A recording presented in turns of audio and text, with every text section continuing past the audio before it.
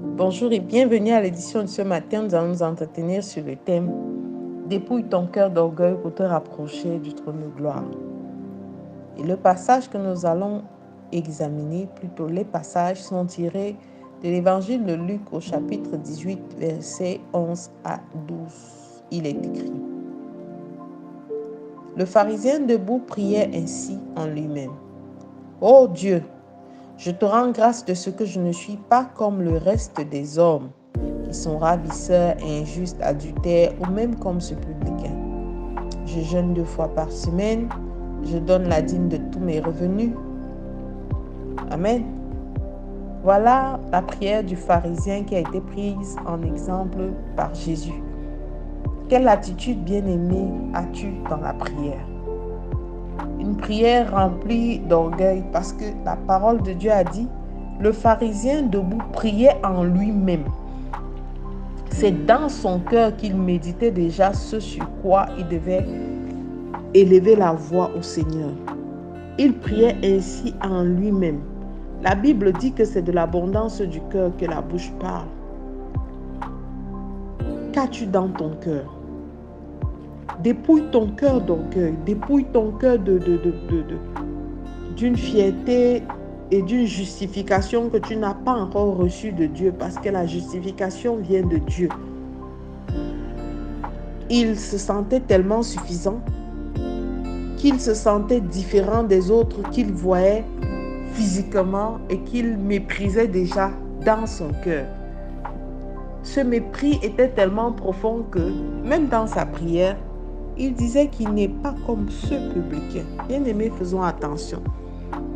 Le Seigneur que nous servons sonde le cœur et les reins. Pendant que lui regarde au cœur de l'homme, les hommes regardent à l'apparence. Arrêtons de juger les gens sur l'apparence ou sur ce qu'on nous a dit d'eux.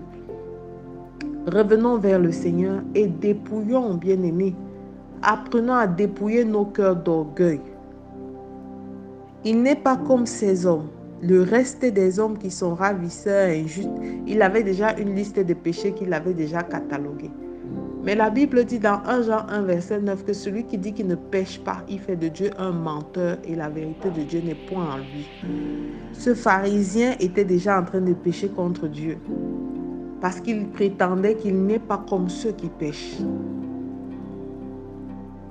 En le faisant, il ne dépouille pas son cœur d'orgueil et il n'y a point d'humilité en lui. La Bible nous dit que l'humilité précède la gloire et l'orgueil précède la chute. Ce type de prière a été prise en exemple par Jésus pour montrer à ses disciples les travers d'une prière de quelqu'un qui se sent suffisant. Dieu est celui qui élève les humbles et qui abaisse les orgueilleux. Bien-aimé, dépouille ton cœur. Le roi David pouvait dire quand il priait au Seigneur que ce qui sort de ma bouche, si tu sondes mon cœur, tu feras la même chose. Ne sois pas de celui qui critique les autres pendant que tu es dans la présence de ton Dieu, mais humilie-toi car ta relation avec Dieu est personnelle. Que sais-tu de ce que Dieu entretient comme relation avec ceux-là que tu catalogues aujourd'hui? Que sais-tu de ce que Dieu a l'intention de faire dans la vie des autres? Demain, nous verrons combien cette méditation dans le cœur peut porter des fruits. Demain, nous verrons qu'un cœur dépouillé et un cœur humble reçoit de Dieu grâce pour grâce et bénédiction pour bénédiction. Alors ce matin encore, je te recommande de faire cette prière avec moi. Père éternel, dépouille mon cœur de l'orgueil. Apprends-moi, Seigneur, à être humble.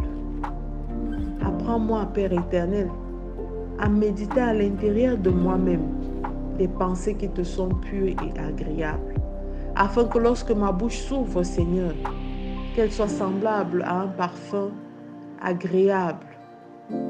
Seigneur, je veux te suivre. Je ne veux pas, Père éternel, me perdre à cause de l'orgueil dans mon cœur, mais je veux te suivre, Père éternel, et être rempli, équipé de l'humilité que seul toi tu peux me donner. Donne-moi d'avoir un cœur proche de toi. Donne-moi d'avoir un cœur comme le tien. Donne-moi d'avoir un cœur à toujours t'aimer et t'adorer, ô mon Dieu, mon roi. C'est au nom de Jésus-Christ que nous avons prié. Amen, amen, amen. Je suis la révérende Sonia Antoinette. Et nous disons demain pour la suite de notre programme. Shalom.